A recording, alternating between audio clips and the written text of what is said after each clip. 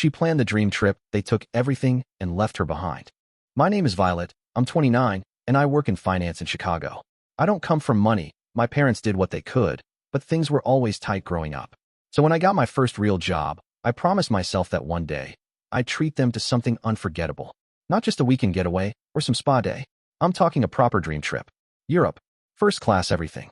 And not just because I could finally afford it, but because they deserved it. Or so I thought. It took years. Every bonus, every raise, I'd quietly squirrel away a bit more into the mom and dad Europe fund. I gave up buying a new car, even though my Corolla had over 160,000 miles on it. I lived with a roommate longer than I wanted. Said no to a lot of nights out. But it was worth it. I could see the whole trip in my head. The look on my dad's face when he'd step into a five-star suite in Paris, my mom sipping champagne on a boat in Venice. I was so sure they'd be touched, maybe even proud. When everything was finally in place, I told them. It was a Tuesday night, after dinner at their place. I handed them a folder with all the printed reservations, flights, hotel confirmations, reservations for restaurants I'd spent hours researching. Their eyes went wide, and for a moment, I saw it. That sparkle of disbelief, of happiness. My mom asked, "Is this real?" And I nodded. My dad, ever the quiet one, just kept flipping through the pages. Then he said, This is incredible, Violet." I went home floating. It felt good to finally be able to give something back after everything they'd done for me. All the second jobs, the skipped vacations, the way they used to pack my school lunches even when I knew there was barely enough for dinner. It felt like I was finally closing the circle. Then came the morning of the flight. We were supposed to meet at the airport at 10 a.m. Our flight to London was at noon. I'd packed my bags the night before, barely slept from the excitement. Around 8, just as I was zipping up my suitcase, I got a text from my sister Lauren. "Hey, I'm outside." I assumed she was giving me a ride. We hadn't really talked about her coming along, and I didn't think she even knew the itinerary in detail. But when I opened the door, there she was, standing on my porch with 2 massive suitcases and a smug little smile. "Ready to go?" she said. I stared at her. What do you mean?" She rolled her eyes like I was the dumb one. "To the airport." "You're not coming," I said, blinking. "It's for Mom and Dad." That was the whole point. She looked confused for a second, then shrugged. "Well, they changed it. They're taking me instead."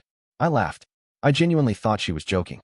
But when I looked past her, I saw the Uber waiting at the curb. Her bags were real. Her passport was sticking out of her hoodie pocket. And my parents weren't even there. I called them. Straight to voicemail. Then Lauren said the line that's been stuck in my head like a needle on a record for months now. "They just said I needed it more than you. That I'm tired. That I need a break." Tired? Tired? Lauren works part-time at a yoga studio. She sleeps till 10, lives in a fully paid apartment from our parents. And her idea of a tough week is when she has 2 brunches and a networking event on the same weekend. Meanwhile, I've been working 70-hour weeks, climbing my way through an industry that still thinks it's 1985 when it comes to how women are treated. But sure, she was the tired one. I didn't cry. I didn't scream. I stood there in the doorway, holding my perfectly packed suitcase, while my younger sister breezed past me in designer sunglasses and said, "You should probably cancel your ticket so you can get a refund or something." That was it. I haven't spoken to my parents since. I don't even know how the trip went. They never called. No postcards. No photos. Just silence. And here's the thing that still gets me. They didn't even try to explain. Not really. Not a call. Not a single attempt to soften it or pretend it was a misunderstanding. It was like I didn't exist anymore. I didn't want to believe it at first. I kept thinking there had to be more. That maybe Lauren lied. That maybe they had a last-minute emergency and couldn't tell me. But no. I saw the social media posts. A week later, my cousin posted a photo of the 3 of them at the Eiffel Tower. My mom commented, "So happy to be here with my baby girl." Not a word about me. Not even a tag. I wish I could say I've moved on. That I've found peace or clarity or whatever. But no. I'm angry. I'm humiliated. And the worst part? I'm hurt. Not because they took Lauren, but because, after everything, after years of saving, sacrificing, planning, they chose her over me. Like I was just the wallet. Like I was never part of the vacation at all. So there we were. Lauren in the front seat beside me, legs crossed like she was already sipping espresso in Paris, scrolling through her phone and tossing out whatever thought popped into her head.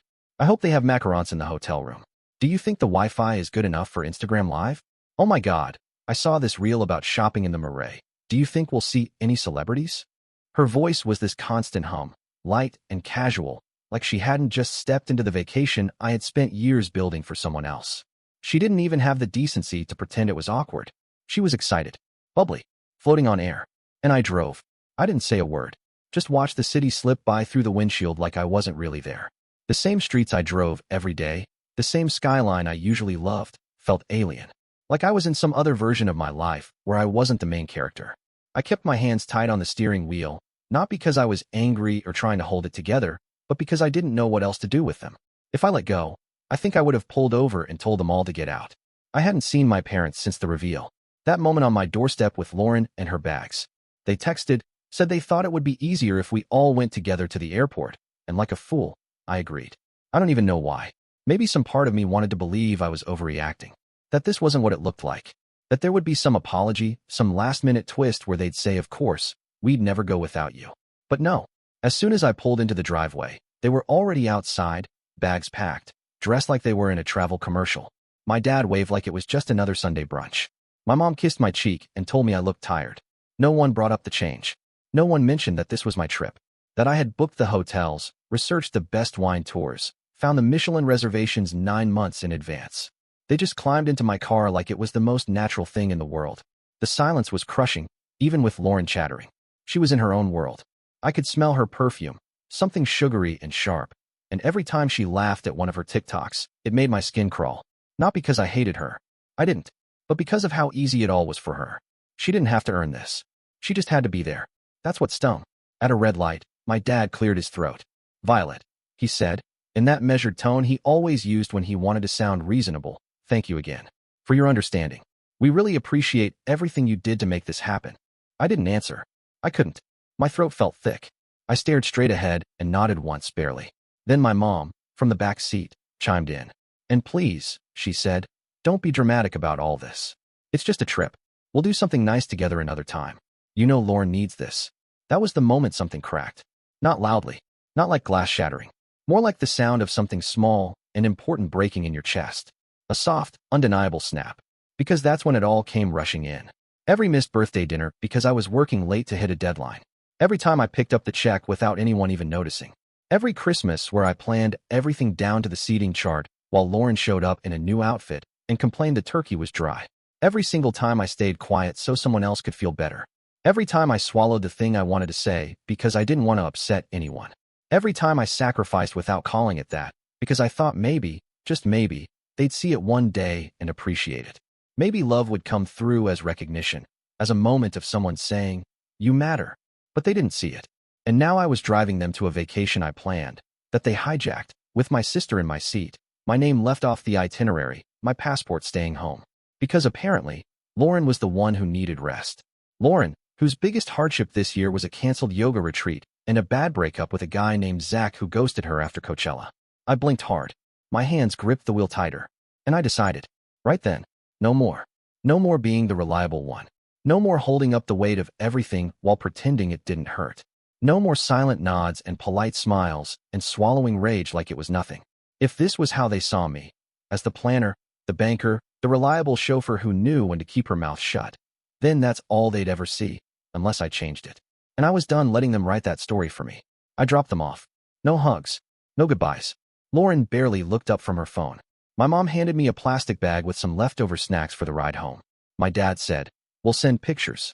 I watched them roll their suitcases into the terminal. I sat there for a while after they disappeared, engine running, hands still on the wheel. And I let myself feel it, all of it. Not just the betrayal, the stupidity, the ache of being invisible to the people who were supposed to know you best. The hollow echo of a life where love is always conditional and gratitude always delayed. And then I drove away, and I didn't look back. When I got home, I didn't cry. I didn't throw anything. I didn't even take off my coat. I just dropped my keys on the kitchen counter, poured myself a glass of water with a hand that wasn't quite steady, and sat down in front of my laptop. My apartment was quiet, the kind of quiet that normally made me feel at peace. But that day it felt different. Heavy. Like even the air was watching me, waiting to see what I'd do next. My laptop screen came to life, and for a second I just stared at the desktop. Dozens of folders, spreadsheets, PDFs, all part of the Europe trip I'd spent years planning. It had been color-coded. Timelines aligned to the minute. There was a PDF itinerary that I had printed and bound, complete with pictures of each hotel room and maps of the local neighborhoods. There were confirmation emails stacked in neat folders. Paris, Rome, Barcelona.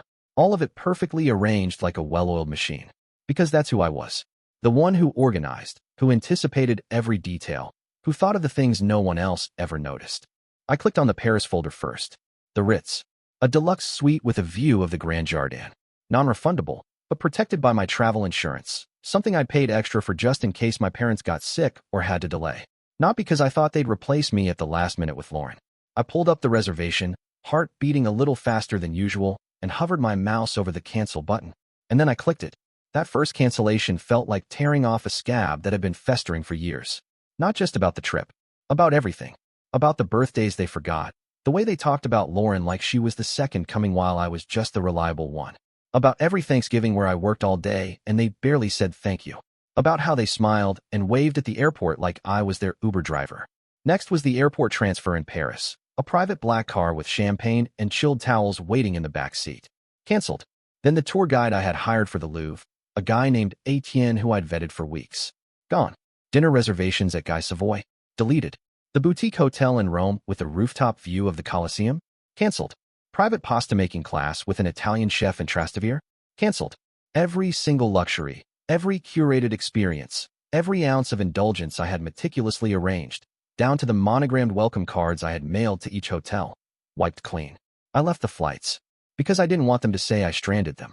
I wasn't petty. I wasn't cruel. I was surgical. I was done playing the fool who gave and waited for a scrap of appreciation that never came. They would land in Paris expecting opulence and find themselves rerouted to economy. They would go to the Ritz and be turned away. They'd stand on the sidewalk with their overpriced luggage and no clue what to do next. Lauren would probably cry. My mother would be furious. My dad would call it an overreaction. Let them. Let them feel just one day of what it's like to be blindsided, excluded, invisible. Let them sit in a lobby with no room booked and wonder what happened. I watched each cancellation confirmation hit my inbox with a grim kind of satisfaction. Not joy, not revenge, just closure. The kind that says I see you now. I see who you really are. And I see who I really am, too. I'm not the one who waits to be included anymore. I'm the one who decides when enough is enough. And today, I finally did. The first call came in before their plane even touched the gate. I saw the notification light up on my screen. Dad Mobile. I didn't answer. A few seconds later, Mom's cell. Then Lauren. Then my dad again.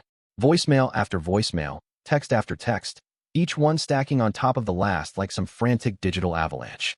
I flipped my phone over on the kitchen counter and walked away. I made coffee. Real slow. Ground the beans by hand. Filled the kettle, waited for it to boil. Sat on the couch with my mug and stared out the window at the quiet street below. For the first time in days, the apartment felt warm again. Peaceful. No fake smiles. No strained conversations. Just me, the sound of the radiator clicking, and the muffled vibration of a phone that I had no intention of touching. By the time I finally picked it up, there were 37 missed calls and 24 texts. My dad's messages started out polite. Hey Violet, something's wrong with the hotel. Can you check? And rapidly devolved into clipped sentences, heavy with that restrained anger he thought he hid so well. My mother's were more dramatic, of course. We're stranded. This isn't funny. Call us back immediately. Lauren's were chaotic, misspelled, full of crying emojis and exclamation marks, and "Why would you do this to me?" in all caps. I scrolled through all of it like I was reading a play I'd already memorized. Then I answered. It was my mom. Her voice hit me immediately, sharp and frantic. Violet, thank God, we've been trying to reach you. The hotel says we don't have a reservation. We went to the concierge, and they don't even have our name. There's no car waiting, the tours aren't booked, nothing is showing up in their system. Your father is about to lose it, and Lauren is.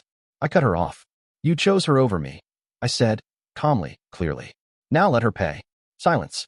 I could hear her breathing, short and uneven, like she didn't quite understand the words at first. Then a small gasp. Then the sound of someone, maybe Lauren, sobbing in the background. I didn't say anything else. I didn't need to. I hung up, and I blocked the number. Then I blocked the rest. All of them. I sat back and watched the snow start to fall outside. Soft and quiet, like nothing had happened. Like the world kept turning, even after everything. And for once, I didn't feel like I was the one left behind. The next few days were a storm.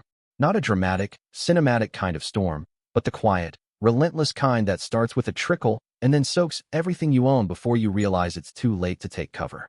My inbox flooded. My voicemail maxed out. The messages came in waves. First confusion, then outrage, then guilt-laced manipulations disguised as concern. I didn't answer any of them. You humiliated us, my father wrote in one email, The subject line in all caps like that somehow made it more urgent. You embarrassed this family. In another country. Do you know how that looks? As if I cared about optics anymore. As if this was about appearances. My mother, true to form, leaned hard into the emotional blackmail. We are a family, she wrote in a text that came in the middle of the night.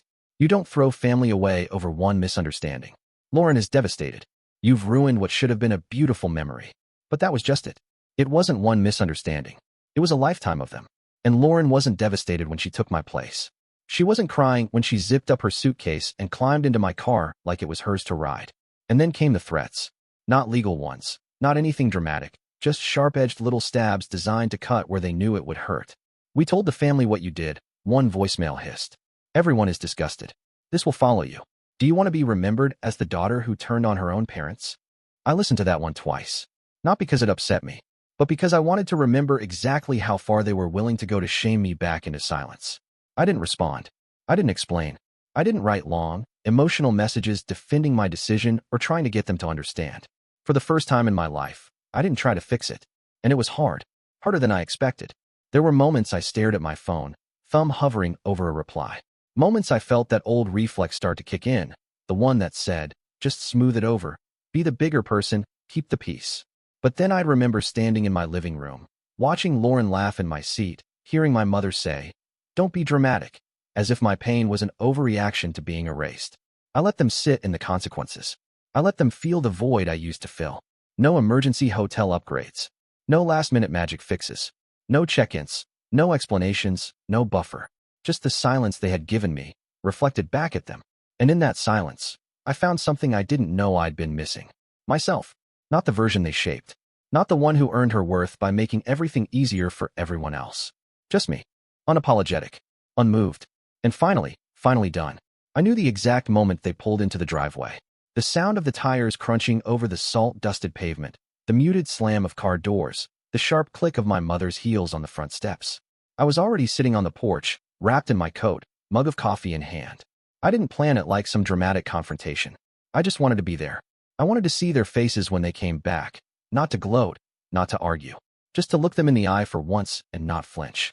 Lauren came up first, dragging her suitcase behind her like it personally offended her. Her expression was tight and red, eyes puffy, lips pursed in a way that was almost cartoonish. I can't believe you did that, she spat, barely getting the words out before tears started again.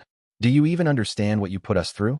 My father was right behind her, jaw clenched, silent, but radiating anger like a space heater on high. My mother brought up the rear, perfectly composed except for the deep line between her brows and the way she looked at me like I was something stuck to the bottom of her shoe.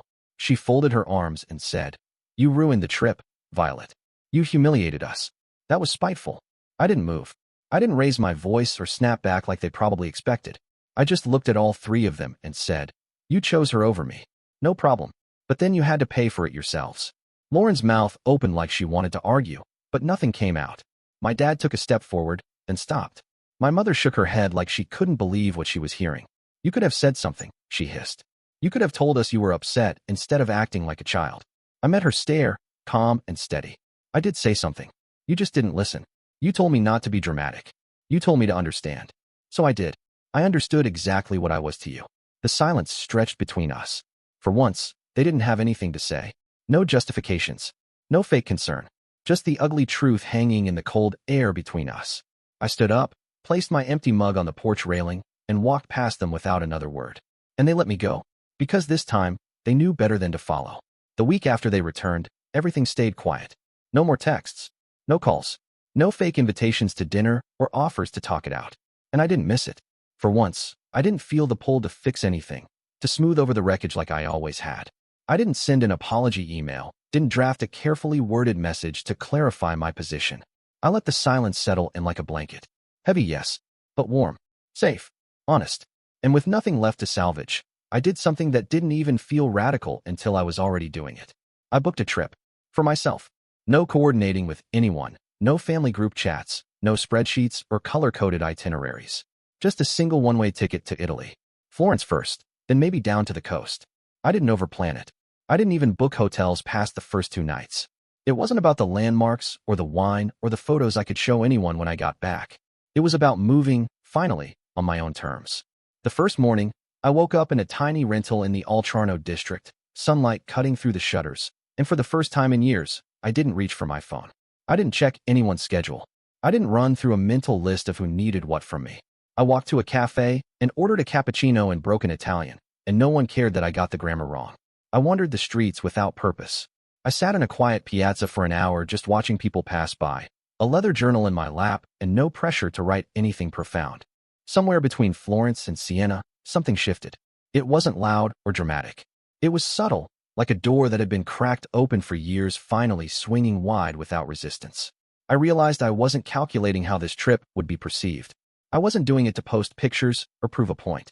I wasn't performing freedom. I was living it. I had spent most of my life earning affection through usefulness, carving out my worth in what I could give, plan, fix, manage. But sitting on a sun-drenched terrace with no one to impress, I understood what I'd been missing all along. I didn't need to be needed. I just needed to be. And for the first time, I finally was. Coming home felt different this time. Not in a bittersweet way, not with that hollow ache that usually follows after a good trip.